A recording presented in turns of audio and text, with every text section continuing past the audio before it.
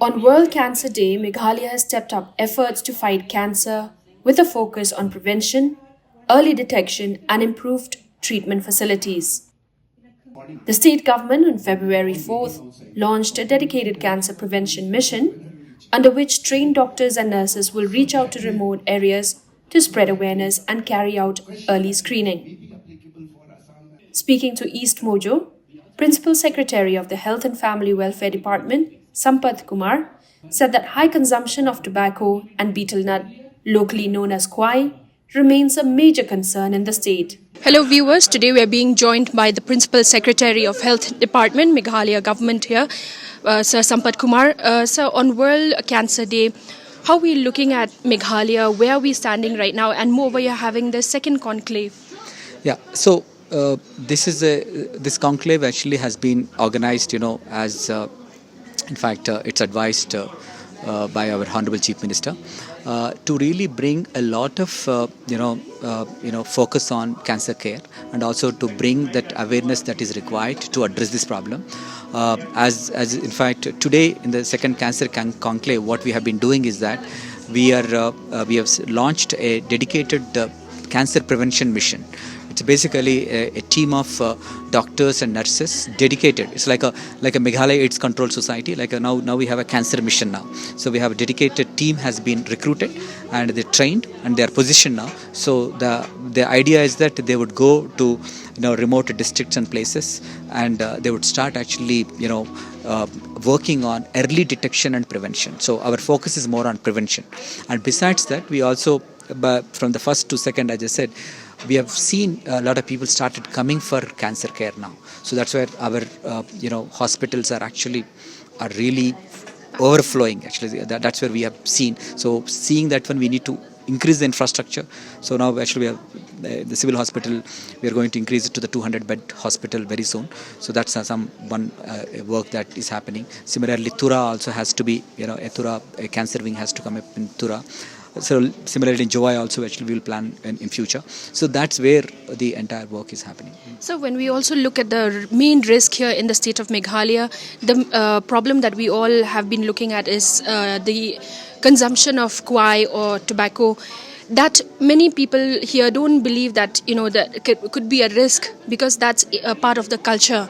So how do you manage tackling that? Yeah, so that's again, we need champions. For example, today we have seen one cancer survivor who has come and actually explaining about how actually he had dealt with the cancer, how actually he's been taken the support from chemotherapy and how actually now he's regaining his own so we need more and more champions are required. So that's where I think we are going for a lot of community mobilization.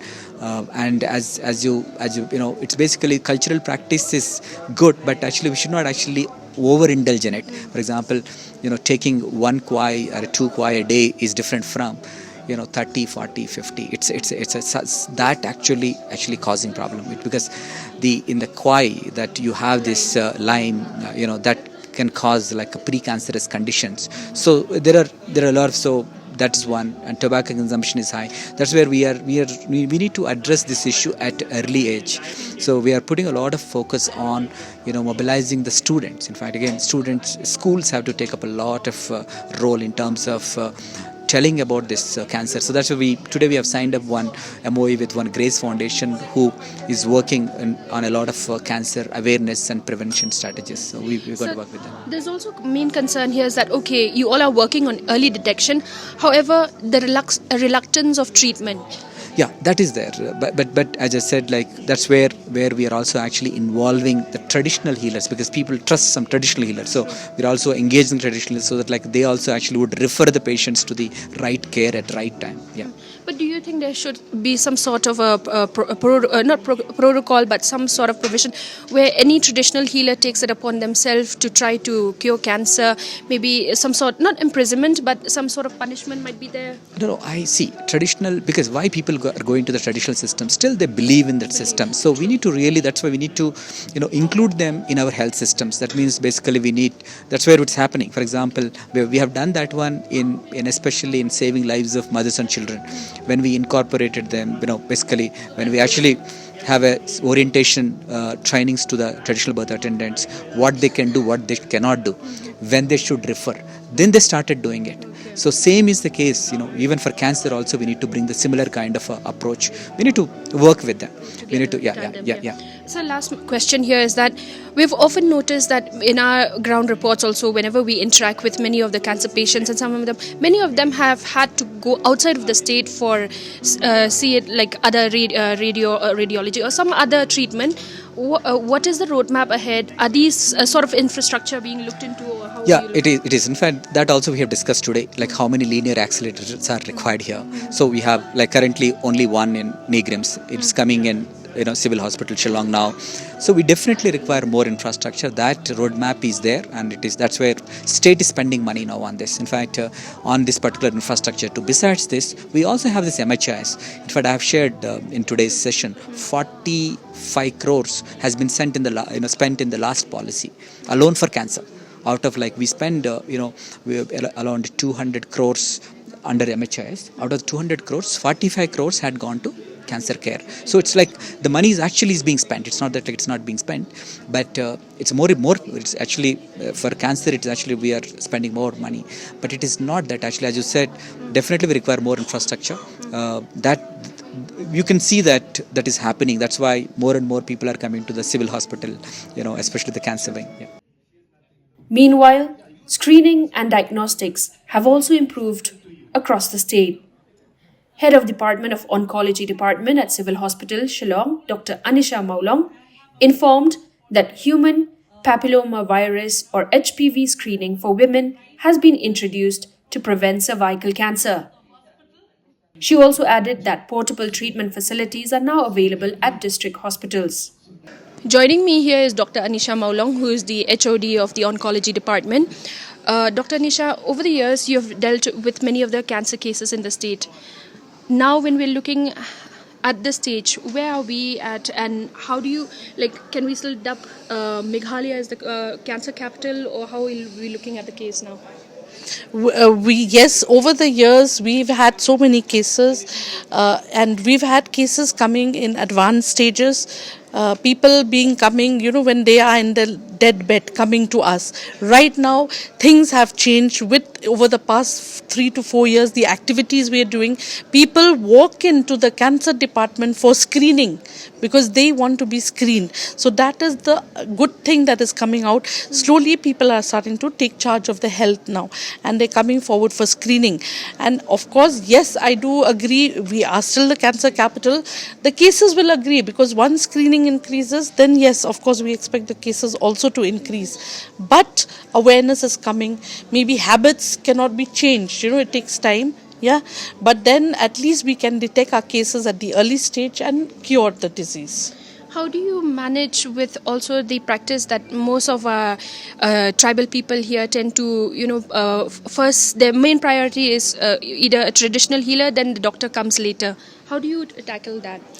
It is very difficult, because it's just not, traditional healers coming first. Even from us, they go back to the traditional healers. The main problem for them is the distance, I think, coming all the way to Shillong or to Tura for treatment. That hinders them completing the treatment.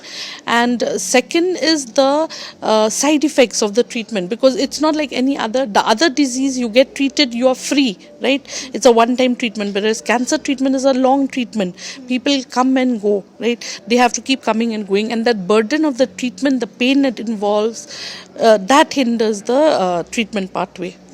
Now, with the change of machines or technology has advanced, how the kind of equipments or the infrastructure that are there available for the test or anything that is linked to cancer have a better infrastructure in the hospital, or how is it? Yes, we are trying to think, like we always talked about the machines, treatment machines in civil hospital.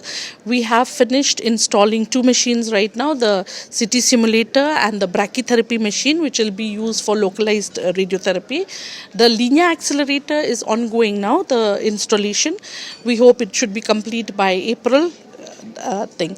And when we talk about the screening, have got the mobile endoscopies have been provided to all the districts for doing screening of the head and neck and esophageal cancer. As we know, these are the most common cancers in our state.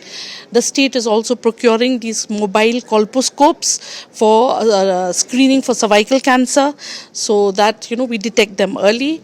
And in addition, as you've heard today, we've launched the HPV screening for women, which will be upscale. We'll be doing upscaling it to the whole state, all the eligible women of the state.